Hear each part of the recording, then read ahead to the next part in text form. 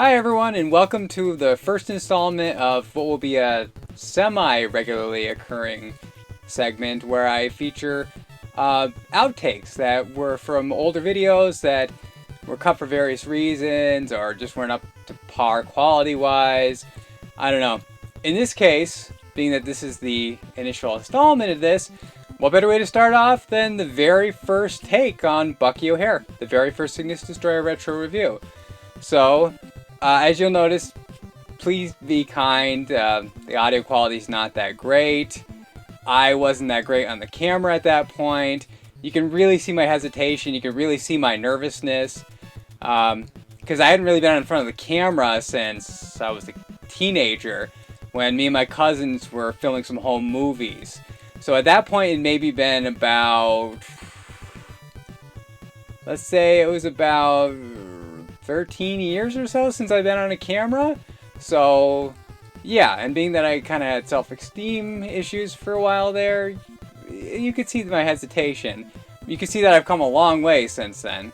So, you know, please forgive the audio quality. Please forgive my crappy performance. It was the start. You know, we all start from somewhere. So, and there's some background noise, you know, excuse that too. I might even cover that over with some music, I don't know.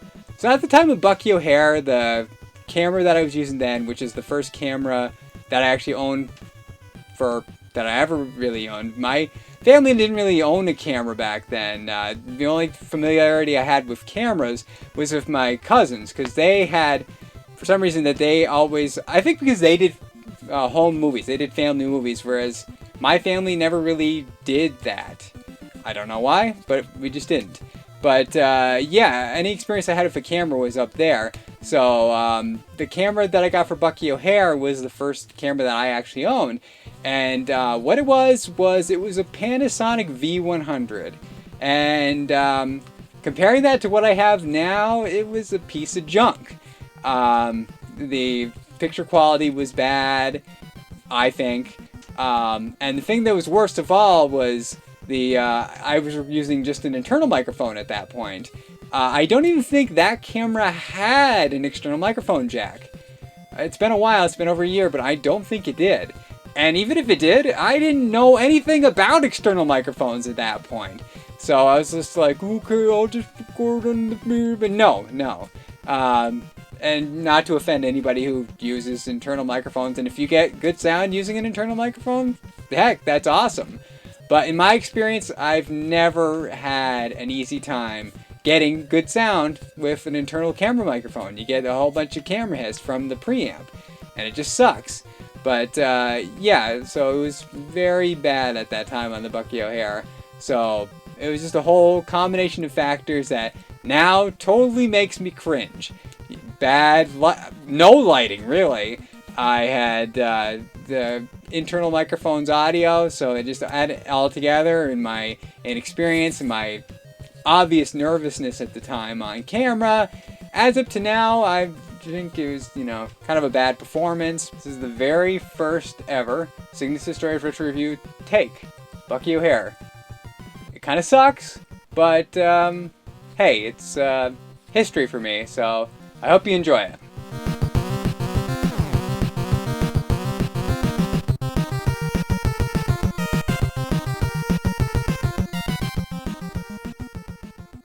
Growing up, I didn't have much experience with Contra or the original Castlevania games, so this was the game that defined Konami quality for me.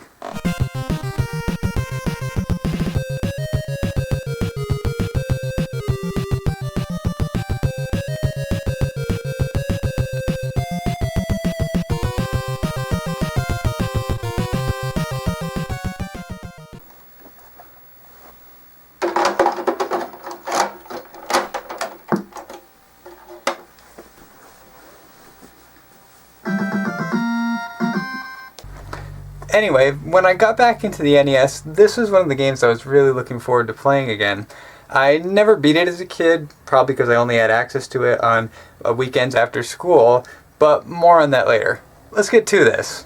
Anyway, when I got back into the NES, this is one of the games I was most looking forward to playing again. I never beat it as a kid, probably because I only had access to it on weekends after school, but more on that later. Let's get to this.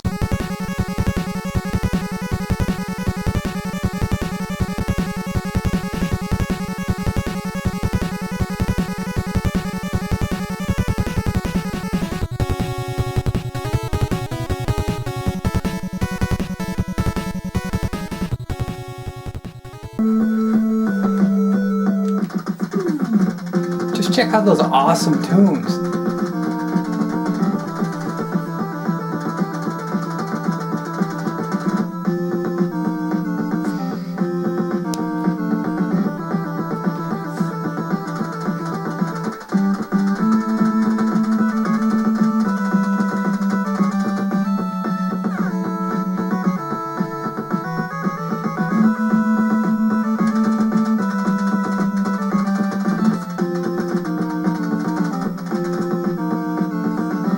Easily one of the best intro cinematic music pieces in all of video game history. Just high, the pace is just, it's high paced,